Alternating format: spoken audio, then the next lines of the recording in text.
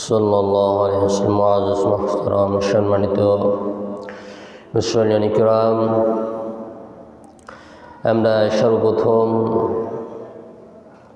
লক্ষ কোটি শুকর সুজুদ জ্ঞাপন করছি সেই সত্তার দরবারে, যিনি আমাদের মালিক, যিনি আমাদের মুনিব, যিনি আমাদের মাওলা, যিনি আমাদের রব, যিনি আমাদের স্রষ্টা, যিনি আমাদের খালিক, যিনি আমাদের এই বিশাল কুল কায়নাতের একাশত্র অধিপতি, এই বিশাল আসমান, এই বিস্তীর্ণ জমিনের মালিক, এই পাহাড় পর্বত, নদী, নদ নদী, বন বনানী, সমুদ্র, মহাসমুদ্র, আটলান্টিক মহাসাগর, প্রশান্ত মহাসাগর, এই সব কিছুর একচ্ছত্র অধিপতি আল্লাহ সুবহানাহু ওয়া তাআলার দরবারে, আলিশান দরবারে নত শিরে, স্বতঃস্ফূর্ত কণ্ঠে, সমস্বরে, জবান খুলে জোরে সোরে শুকরিয়া আদায় করি। সকলে বলি আলহামদুলিল্লাহ। তারই সাথে সাথে দুরূদ ও সালাম পেশ করছি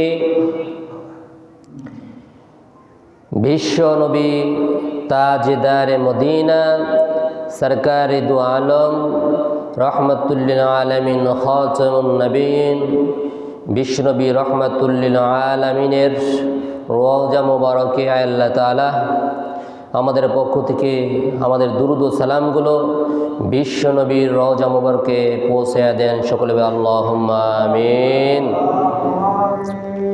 মুআজ্জাজ হাজিরিন, আমাদের মাঝে যেই মাসটি চলমান, যেই মাসটি শুরু হয়েছে, এই মাসটির নাম হলো শাবান মাস। এই মাসটির নাম কি? শাবান মাস। তো শাবান মাসের গুরুত্ব ফজিলত সম্পর্কে আমরা বিগত জুমায় আলোচনা শুনেছি। যেহেতু এই শাবান মাসে অত্যন্ত গুরুত্বপূর্ণ একটি রাতও আছে, একটি রাত আছে গোটা বছরে 365 দিন।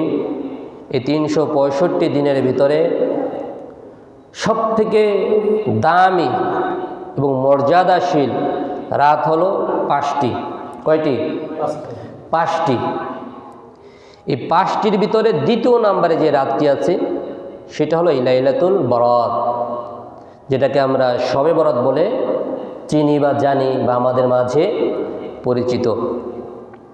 5টি রাত কোন কোন রাত? 1 নম্বর হলো সব থেকে মর্যাদাশীল রাত হলো লাইলাতুল কদর, যেটা রমজান মাসের 27 তারিখে আমাদের মাঝে আমরা পালন করে থাকি। 1 নম্বর সব থেকে দাম এবং মর্যাদাশীল রাত হলো লাইলাতুল কদর। আর 2 নম্বর হলো এই লাইলাতুল বরাত, লাইলাতুন নিসফি মিন শাবান, শাবান মাসের মধ্য রজনী। আজকে হলো শাবান মাসের 10 তারিখ। আজকে কয় তারিখ? শাবান মাসের 10 তারিখ। সেই হিসাবে, এই গণনা হিসাবে এই রাতটি আমাদের মাঝে আসবে, যেহেতু আরবি হিসাবে রাত আগে আসে, আরবি হিসাবে রাত আগে আসে। আজকে 10 তারিখ, শনিবার হবে 11 তারিখ, রবিবার হবে 12 তারিখ, সোমবার হবে 13 তারিখ, মঙ্গলবার হবে 14 তারিখ। তাহলে মঙ্গলবার দিবাগত রাত শাবান, 14ই শাবান দিবাগত রাত যেটা হবে, দিন গিয়ে রাত আসবে, এটা হলো 15 শাবানের রাত। তো মঙ্গলবার দিন শেষ হয়ে যে রাতটি আসবে এবং বুধবার সারাদিন হবে 15 তারিখ। তো এই মঙ্গলবার যাওয়ার পরে যে রাতটি আসবে এটা হবে শবে বরাত বা লাইলাতুল বরাত, লাইলাতুন নিসফি মিন শাবান। তো মঙ্গলবার দিন গিয়ে যে রাতটি আসবে এটা হলো শবে বরাত। তো এই রাত্রে অনেক ইবাদত বন্দি হবে। এই রাত সম্পর্কে আমাদের জানা দরকার, সকলেরই জানা দরকার, নারী পুরুষ এলাকার সবারই জানা দরকার। তো এর জন্য আজকে এই বিষয়ের উপর আমরা কিছু আলোচনা শুনবো ইনশাআল্লাহ। আবার যেহেতু আমাদের মাহফিল আছে, তো মাহফিলের বিষয়ে কিছু আমাদের জানা দরকার, এই বিষয়ে কিছু আলোচনা ইনশাআল্লাহ করব। তো 5টি রাত হলো শ্রেষ্ঠ। 1 নম্বর হলো লাইলাতুল কদর, 2 নম্বর শবে বরাত, লাইলাতুল বরাত, আর 3, 4 এটা হলো 2 ঈদের রাত, লাইলাতুল ঈদাইন, ঈদুল ফিতর এবং ঈদুল আজহা, এই 2টি রাত শ্রেষ্ঠ। এটা হলো 4 নম্বর গেল। আর 5 নম্বর হলো লাইলাতুল জুমআহ। তো এই 5টি রাত হলো শ্রেষ্ঠ রাত, সম্মানিত রাত, আফদলুল লাইল। এই যে গোটা বছর যে রাতগুলো আছে, এই রাতের ভিতরে সবথেকে সম্মানিত এবং দামি মর্যাদাশীল রাত হলো এই 5টি রাত। আর এই 5টি রাতের ভিতরে দ্বিতীয় পর্যায়ে, দ্বিতীয় স্থানে যে রাতটি আসছে সেটা হলো আমাদের সামনে আগত শবে বরাত বা লাইলাতুল বরাত। তো এই শবে বরাত এটা তো আমরা বাংলায় ব্যবহার করি। বাংলায় আমরা কি ব্যবহার করি? শবে বরাত। এটা মূলত বাংলা শব্দ না, এখানে 2টা শব্দ, একটা হলো শব আর একটা হলো বরাত। তো শব এটা হলো ফার্সি ভাষা, এটা কি ভাষা? ফার্সি ভাষা। আর বরাত এটা হলো আরবি ভাষা। 2টা শব্দ মিলে একটা, এখানে 2টা শব্দ মিলে একটা বাক্য হয়েছে শবে বরাত, যেটা আমরা বাংলায় ব্যবহার করি শবে বরাত। তো শব এটা ফার্সি ভাষা, এর অর্থ হলো রাত বা রাত্রি বা রজনী। আর বরাত এটা হলো আরবি ভাষা, এর অর্থ হলো নিষ্কৃতি পাওয়া, মুক্তি পাওয়া, নাজাত পাওয়া। তো এই 2টা অর্থ মিলে কি হলো যে শবে বরাত, এর অর্থটা হলো গিয়ে যে এটা এমন একটা রাত্র, এমন একটা রাত্রি, যেই রাত্রিতে আল্লাহ পাক রব্বুল আলামিন হাজার হাজার লক্ষ লক্ষ কোটি কোটি জাহান্নামীদেরকে এই রাত্রে আল্লাহ তাআলা তাদেরকে জাহান্নাম থেকে মুক্তি দান করেন। জোরে বলি সুবহানাল্লাহ। এটা এমন একটা রাত। এই লাইলাতুল বরাত বা লাইলাতুল নিসফি মিন শাবান, শবে বরাতের আরও কয়েকটি নাম আছে। শবে বরাতের আরও কয়েকটি নাম আছে। তো শবে বরাত মনে হয় যেন আমরা বাংলা বলতেছি, মূলত বাংলা না, এটা আরও কয়েকটা নাম আছে। তো এর আরও যে কয়েকটা নাম, তার ভিতরে একটা হলো লাইলাতুল মুবারাকাহ। একটা নাম কি? লাইলাতুল মুবারাকাহ। এর অর্থটা কি? লাইলাতুল মুবারাকা অর্থ হলো যে বরকতপূর্ণ রজনী। মুবারাকা অর্থ বরকত, আর লাইল মানে রাত। তো লাইলাতুল মুবারাকাহ যে বরকতপূর্ণ রজনী, এর অর্থ হলো যারা এই রাত্রে আল্লাহ তাআলাকে ডাকবে, আল্লাহ তাআলার প্রার্থনা করবে, বেশি বেশি ইবাদত বন্দি করবে, আল্লাহ পাক রব্বুল আলামিন তাদের জীবনটাকে বড় চমৎকারভাবে বরকতপূর্ণ করে দিবেন। জোরে বলি সুবহানাল্লাহ। এটা একটা অর্থ লাইলাতুল মুবারাকাহ। আরেকটা অর্থ হবে লাইলাতুর রহমাহ। আরেকটা অর্থ কি? লাইলাতুর রহমাহ। রহমত ছাড়া, আল্লাহ ছাড়া, দয়া ছাড়া, অনুগ্রহ ছাড়া আমরা এই দুনিয়ায় কোনো প্রাণী, শুধু আমরা না, কেউ থাকতে পারবে না, কেউ বাঁচতে পারবে না। একমাত্র আমরা আল্লাহ তাআলার রহমত নিয়েই এই জমিনে বসবাস করি, চলাফেরা করি। তো এটা এমন একটা রাত যে লাইলাতুর রহমাহ, এই রাত্রে আল্লাহ তাআলার যারা ইবাদত করবে, যারা বন্দেগী করবে, গোলামি করবে, দাসত্ব করবে, আল্লাহ তাআলার কাছে প্রার্থনা করবে, আল্লাহ পাক রব্বুল আলামিন তাদের জীবনটাকে রহমত দ্বারা পরিপূর্ণ করে দিবেন। সুবহানাল্লাহ। এটা একটা অর্থ। আরেকটা অর্থ হলো লাইলাতুল বারাআহ। পূর্বের অর্থের সাথে কিছুটা মিল আছে, যে বারাআ অর্থ লাইল মানে রাত, আর বারাআ মানে মুক্তি, নিষ্কৃতি, নাজাত পাওয়া, মুক্তি পাওয়া। তো এর অর্থ দাঁড়াবে, এর অর্থ হবে যে এই রাত্রে আল্লাহ পাক রব্বুল আলামিনের কাছে যারা ক্ষমা প্রার্থনা করবে, যারা মাফ চাইবে, আল্লাহ পাক রব্বুল আলামিন তাদেরকে, এবং যারা অন্যদের জন্য ক্ষমা প্রার্থনা করবে, মাফ চাইবে, মুরব্বীদের জন্য, মাতা পিতার জন্য, আল্লাহ পাক রব্বুল আলামিন মাফ চানেওয়ালা এবং যাদের জন্য চাওয়া হবে, উভয় পক্ষকে আল্লাহ পাক রব্বুল আলামিন ক্ষমা করে দিবেন। জোরে বলি সুবহানাল্লাহ। এই কয়েকটি অর্থ। তো লাইলাতুল বারাআহ, শবে বরাত, এটা অত্যন্ত দামি রাত, অত্যন্ত মর্যাদাপূর্ণ রাত। হাদিস শরীফের ভিতরে আসছে, আল্লাহ নবী সাল্লাল্লাহু আলাইহি সাল্লাম ঘোষণা করেছেন যে ফেরেশতাদের 2টা ঈদের রাত আছে। আমাদের 2টি ঈদের দিন আছে না? ঈদুল ফিতর আর ঈদুল আজহা। আমরা যেহেতু আমাদের কাজকর্ম দিনের বেলায়, সেই হিসেবে আমাদের ঈদও দিনের বেলা, দিনের সময় আমরা ঈদ উদযাপন করি, আনন্দ বিনোদন করে থাকি। ঠিক তেমনিভাবে ফেরেশতাদেরও ঈদ আছে। ফেরেশতাদের ঈদ দিনে নয়, ফেরেশতাদের ঈদ হলো রাত্রে। তো ফেরেশতাদের ঈদের রাত কোন দুইটা?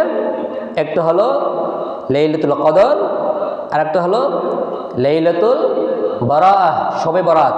এই যে আমাদের সামনে যে আগমন করছে, এই দুইটি রাত হলো ফেরেশতাদের ঈদের রাত। কিসের রাত? ঈদের রাত। এই দুইটা রাত্রে ফেরেশতারা আনন্দ বিনোদন করে, উৎসব পালন করে, তারা বিভিন্ন ধরনের অনুষ্ঠান করে থাকে। হাদিস শরীফের মধ্যে আসছে লাইলাতুল কদর হলো সব থেকে দামি রাত, সব থেকে মর্যাদাপূর্ণ রাত। আর লাইলাতুল কদরের পরেই সব থেকে মর্যাদাপূর্ণ রাত হলো এই শবে বরাত।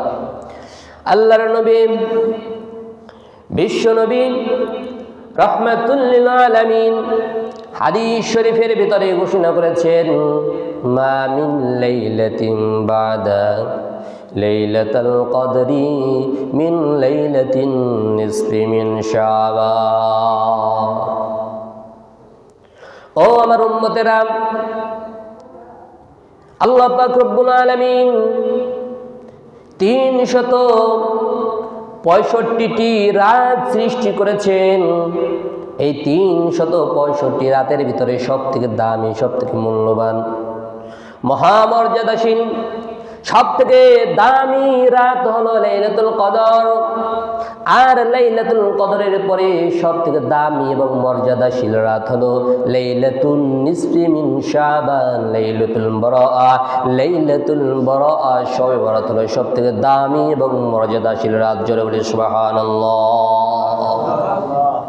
এমন একটা রাত আমাদের মাঝে একেবারেই কাছাকাছি, নিকটবর্তী এমন একটি রাত আমাদের মাঝে উপস্থিত। এই রাতের বড় ফজিলত আয়েশা রাদিয়াল্লাহু তাআলা আনহা থেকে বর্ণিত। তিনি ঘোষণা করেছেন, আনিন নবী সাল্লাল্লাহু আলাইহি ওয়াসাল্লাম, রাসূল সাল্লাল্লাহু আলাইহি ওয়াসাল্লাম বর্ণনা করেছেন, হাল তাদরিনা মা হাদিহিল লাইলাতুন নিসফি মিন শাবান। ও আয়েশা, তুমি কি জানো এই রাতের কি ফজিলত রয়েছে, কি মর্যাদা রয়েছে, এই রাতের কি দাম রয়েছে? এই রাতে আল্লাহ পাক রব্বুল আলামিন কি কার্যক্রমগুলো করেন, কি কি বিষয় আল্লাহ পাক রব্বুল আলামিন ফয়সালা করেন? আল্লাহ পাক রব্বুল আলামিন তার বান্দার জন্য কি কি বিষয় ফয়সালা করেন তুমি কি জানো? আয়েশা রাদিয়াল্লাহু তাআলা আনহা ঘোষণা করেন, মা ফিহা, ইয়া রাসূলুল্লাহ, ইয়া হাবিবাল্লাহ, এই রাতের ভিতরে কি হয় আপনি আমাদেরকে জানিয়ে দিন। এই রাতের ভিতরে আল্লাহ পাক রব্বুল আলামিন কি ফয়সালা করেন, বান্দার জন্য কি বাস্তবায়ন করেন?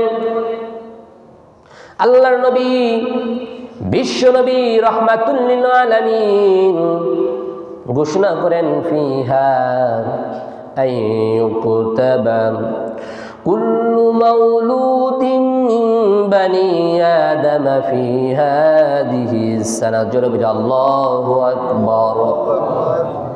এটা এমন একটি রাত, এটা এমন একটি রজনী, যেই রাতে আল্লাহ পাক রব্বুল আলামিন, এই রাতের ভেতরে আল্লাহ পাক রব্বুল আলামিন ফয়সালা করেন এই রাত্র থেকে নিয়ে আগামী বছর শবে বরাত পর্যন্ত, এই লাইলাতুল বারাত থেকে নিয়ে আগামী পর্যন্ত লাইলাতুল বারাত পর্যন্ত কি পরিমাণ মানুষ, কি পরিমাণ নবজাতক সন্তান এই জমিনে আগমন করবে, ভূমিষ্ঠ হবে, জন্মগ্রহণ করবে, আল্লাহ পাক রব্বুল আলামিন এই বিষয়টি চূড়ান্তভাবে ফয়সালা করে দেন। জোরে বলি সুবহানাল্লাহ। এটা ফয়সালা হয়, এই শবে বরাতে ফয়সালা হয় যে কি পরিমাণ মানুষ জন্মগ্রহণ করবে এক বছরে। এই বছর শবে বরাত থেকে নিয়ে আগামী বছর শবে বরাত পর্যন্ত এই এক বছরে কি পরিমাণ মানুষ জন্মগ্রহণ করবে, এটা আল্লাহ তাআলা ফয়সালা করেন। আর কি কি ফয়সালা করেন? ওয়াফিহা আইয়ুকতাবা কুল্লু হালিকিন মিন বানি আদম ফি হাদিহি সানা। আল্লাহর নবী, বিশ্ব নবী রাহমাতুল লিল আলামিন ঘোষণা করেছেন এটা এমন একটি রাত, এটা এমন একটি রজনী, যেই রাতে যেই রজনীতে আল্লাহ পাক রব্বুল আলামিন ফয়সালা করেন এই বছর শবে বরাত থেকে নিয়ে আগামী বছর শবে বরাত পর্যন্ত, এই লাইলাতুল বারাত থেকে নিয়ে আগামী বছর পর্যন্ত, আগামী বছর বারাত পর্যন্ত কি পরিমাণ মানুষ মৃত্যুবরণ করবে, ইন্তেকাল করবে, কি পরিমাণ মানুষ এই দুনিয়া থেকে চিরবিদায় নিয়ে পরপারের জগতে চলে যাবে, আল্লাহ পাক রব্বুল আলামিন এই বিষয়টি চূড়ান্তভাবে ফয়সালা করে দেন। জোরে বলে সুবহানাল্লাহ। এই বছর থেকে নিয়ে আগামী বছর পর্যন্ত কি পরিমাণ মানুষ মারা যাবে এই রাতে আল্লাহ পাক রব্বুল আলামিন এটাও চূড়ান্ত ফয়সালা করে দেন। আর কি ফয়সালা করেন? আল্লাহর নবী বিশ্ব নবী রাহমাতুল লিল আলামিন ঘোষণা করেন ওয়াফিহা তুরফাউ আমালুহুম, এটা এমন একটি রাত যেই রাতে আল্লাহ পাক রব্বুল আলামিনের কাছে একটা বান্দার পুরা এক বছরের আমল নামাকে আল্লাহ পাক রব্বুল আলামিনের কাছে পেশ করা হয়। জোরে বলি সুবহানাল্লাহ। এই এক বছর আমরা কি আমল করেছি, বিগত বছর শবে বরাত থেকে নিয়ে এই পর্যন্ত আমরা কি কি নেক আমল করেছি, কি কি গুনাহ করেছি, নেক গুনাহ উভয়টাকে আল্লাহ পাক রব্বুল আলামিনের দরবারে পেশ করা হয়। আমরা যদি নেক আমল করে থাকি সেটাও আল্লাহ তাআলার সামনে পেশ করা হবে, যদি গুনাহ করে থাকি এটাও আল্লাহ তাআলার দরবারে পেশ করা হবে। তাহলে আমাদের একটা হিসাব করা দরকার। আমরা দুনিয়াতে যে ব্যবসা বাণিজ্য করি আমরা বাৎসরিক একটা হিসাব করি কিনা? বাৎসরিক একটা হিসাব করি, হিসাব করার পরে যদি দেখা যায় ব্যবসায় লোকসান আছে, কিছু লস আছে, বেশি লাভ হয় নাই, তাহলে আমরা আবার নতুনভাবে উদ্যোগ গ্রহণ করি যে না এবছর যেভাবে গেছে আগামী বছর আরো ভালোভাবে ব্যবসা করতে হবে, বেশি সময় দিতে হবে, বেশি পরিশ্রম করতে হবে, করি কিনা? ঠিক তেমনি ভাবে দুনিয়ার ব্যবসা, দুনিয়ার লাভ এটা আমাদের বুঝে আসছে। আর আখিরাতের ব্যবসা যেটা চূড়ান্তভাবে সফলতা কামিয়াবির ব্যবসা, সেই ব্যবসার প্রতি আমাদের মনোযোগী হওয়া দরকার। দুনিয়ার ধন সম্পত্তি টাকা পয়সা সব থেকে যাবে দুনিয়ায়, কিন্তু আমরা যে আমলটুকু করব এই আমলটা শুধুমাত্র আমার সাথে যাবে। দুনিয়াতে আমি যে টাকা পয়সা কামাই করছি, এই যে মাথার ঘাম পায়ে ফেলে, এই যে রৌদ্র বৃষ্টিতে দৌড়ায়া ঝাঁপায়া এই টাকা কামাই করার সাথে সাথে এর অংশীদার আমার স্ত্রী, আমার ছেলে মেয়ে, আমার মা বাবা, আমার ভাই বোন, আমার আত্মীয় স্বজন এর অংশীদার কিনা? এত কষ্ট করে আমি টাকা পয়সা কামাই করছি, কামাই করার সাথে সাথে এর অংশীদার অন্যরা হয়ে যাচ্ছে, আর আমি মৃত্যুর সাথে সাথে তো এর মালিক অন্যরা হয়ে যাবে। এটা হলো দুনিয়ার জন্য, যেই দুনিয়ার টাকা পয়সার জন্য আমার পুরো জীবনটাকে ব্যয় করছি, এটা হলো দুনিয়ার একটা লাভ। আর আখিরাতের লাভ কি? আখিরাতের যে নেক আমলগুলো আমরা করবো এটা একান্তই আমার হবে, এখানে আর কেউ ভাগ বসাবে না। এজন্য বিগত বছর যেভাবে গেছে এখান থেকে আমাদের আবার সতর্ক হওয়া দরকার। এটা এমন একটা রাত বান্দার আমল নামাকে, নেক আমল হোক গুনাহের আমল হোক, এই আমলগুলোকে আল্লাহ পাক রব্বুল আলামিনের দরবারে পেশ করা হয়। আর কি কি বিষয় ফয়সালা করা হয়? আল্লাহর নবী সাল্লাল্লাহু আলাইহি ওয়াসাল্লাম ঘোষণা করেন ওয়াফিহা তুরযাকু আরযাকুহুম, এটা এমন একটি রাত যেই রাতে আল্লাহ পাক রব্বুল আলামিন বান্দার জন্য চূড়ান্তভাবে রিজিকের ফয়সালা করে দেন। জোরে বলে সুবহানাল্লাহ। গত বছর শবে বরাত থেকে নিয়ে এই বছর পর্যন্ত আমরা কি পরিমাণ খানা খেয়েছি, এই বছর শবে বরাত থেকে নিয়ে আগামী বছর শবে বরাত পর্যন্ত কি পরিমাণ আমরা খানা খাবো, কি পরিমাণ জিনিসপত্র আমরা ব্যবহার করব, আল্লাহ পাক রব্বুল আলামিন এই শবে বরাতের রাতে এটা চূড়ান্তভাবে ফয়সালা করে দিবেন। জোরে বলি সুবহানাল্লাহ। রিজিকের ফয়সালা হয় আসমানে। দুনিয়াতে আমরা যদি মনে করি যে হ্যাঁ আমি বেশি কামাই করব, বেশি অর্জন করব, এটাই আমার বেশি সম্পদ, না, উপরে যেটা ফয়সালা হবে আল্লাহ তাআলার দরবারে আল্লাহর কাছে প্রার্থনা করে যেটা আমরা ফয়সালা করব সেটাই আমার জন্য বাজেট হবে, ফয়সালা হবে। এর জন্য আমরা আল্লাহ তাআলার কাছে প্রার্থনা করে বেশি বেশি দোয়া করে আমাদের রিজিকের ফয়সালা করে নেব। এটা এমন একটি রাত, এই রাতে আরেকটি গুরুত্বপূর্ণ কাজ হয়। অন্য হাদিসের ভিতরে আসছে আল্লাহর নবী বিশ্ব নবী জনাবে মুহাম্মদ রাসূলুল্লাহ সাল্লাল্লাহু আলাইহি ওয়াসাল্লাম ঘোষণা করেন, ইযা কানা লাইলাতুন নিসফি মিন শাবান। হাদিসের মধ্যে আসছে আল্লাহ সুবহানাহু ওয়া তাআলা এই রাত্রি যখন আগমন করে, দুফিয়া ইলা মালাকিল মাউতি সফিহা, একটা মানুষের একটা খাতা, একটা লিস্টি, একটা বই আল্লাহ পাক রব্বুল আলামিন মালাকুল মাউত আজরাইলের কাছে পেশ করে। আজরাইলের কাছে পেশ করেন, আল্লাহ পাক রব্বুল আলামিন বলে দেন, আকবাতু মিন হাদিহিস সহিফা, ও আজরাইল, এই সহিফায়, এই খাতার ভিতরে, এই লিস্টের ভিতরে যাদের নাম রয়েছে, এই মানুষগুলোর রূহকে তুমি এই বছর তুমি কবজ করে নেবে। এই শবে বরাত থেকে নিয়ে আগামী বছর শবে বরাত পর্যন্ত এই মানুষগুলোর রূহকে তুমি কবজ করে নেবে। আল্লাহর নবী ঘোষণা করেন, এই রাত্রেটা ফয়সালা হয়ে যায় যে কি পরিমাণ মানুষ এবছর মারা যাবে। অথচ ফাইনাল আবদা লিয়াগরিসুল গরাসা ওয়া ইয়াবনিল বুনিয়ানা ওয়া ইয়ানকিহুল লাযওয়া। মানুষের মৃত্যু ফয়সালা হয়ে যায়, চূড়ান্তভাবে ফয়সালা হয়ে যায়, মানুষ মারা যাবে। এই মানুষগুলো মৃত্যুকে ভুলে আছে, অথচ এই মানুষগুলোর মৃত্যুর ফয়সালা হয়ে গেছে, অথচ তারা ঘর নির্মাণ করছে, বাড়ি নির্মাণ করছে, বাড়ি করছে, গাড়ি করছে, ক্ষেত খামার করছে, ফসল করছে, গাছপালা লাগাইতেছে, অথচ অনেকে নতুন বিবাহ শাদী করছে।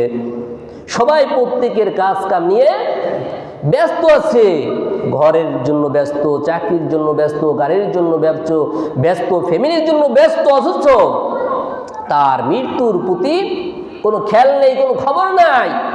সে দুনিয়ার ভিতরে, দুনিয়ার কাজকর্মে সে ব্যস্ত আছে।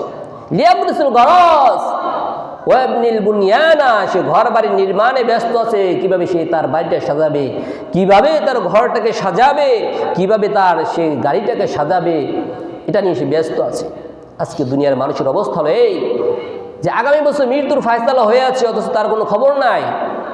আমাদের সতর্ক হওয়া উচিত, মৃত্যুর ডাক যে কোনো সময় এসে যেতে পারে।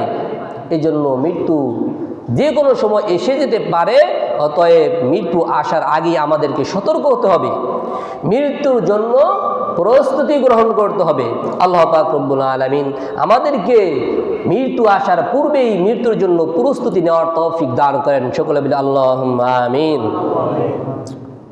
শবে বরাত, লাইলাতুল বরাত, এটা এমন একটি রাত, এমন একটি রজনী, যেই রাতের বেলায় আল্লাহ পাক রব্বুল আলামিন তার নেককার মুত্তাকি, পরেজগার, তার খাঁটি সাচ্চা মুমিন যারা আছে তাদের প্রতি আল্লাহ পাক রব্বুল আলামিন বিশেষ দৃষ্টি দিয়ে থাকেন। ফাইনাল্লাহ তাবারাকা ওয়া তাআলা ইয়াত্তালিউ ইলা আবদিহি লাইলাতান নিসফি মিন শাবান। লাইলাতুন নিসফি মিন শাবান, শবে বরাত, এটা এমন একটি রাত যেই রাতের ভিতরে যারা ইবাদত বন্দেগী করবেন, যারা আল্লাহ তাআলার সামনে দাঁড়িয়ে দাঁড়িয়ে ইবাদত করবেন, একমাত্র আল্লাহ তাআলাকে রাজি সন্তুষ্টি করার লক্ষ্যে আল্লাহ তাআলার সামনে দাঁড়াবেন। যেভাবে দাঁড়ালে আমার আল্লাহ তাআলা খুশি হন, এইভাবে দাঁড়াবে, আদবের সাথে দাঁড়াবেন। যেইভাবে রুকু করলে আমার আল্লাহ খুশি হন, সেইভাবে দাঁড়াবে। যেইভাবে রুকু করলে আল্লাহ তাআলা খুশি হন, সেইভাবে রুকু করবে। যেইভাবে সিজদা করলে আমার আল্লাহ খুশি হন, সেইভাবে সিজদা করবে। খুশু খুজুর সাথে, বিনয়ের সাথে ইবাদত বন্দেগী করবে, আল্লাহ তাআলার কাছে দোয়া করবে, প্রার্থনা করবে। আল্লাহ পাক রব্বুল আলামিন ওই বান্দার প্রতি বিশেষ দৃষ্টি দেন। জোরে বলে সুবহানাল্লাহ।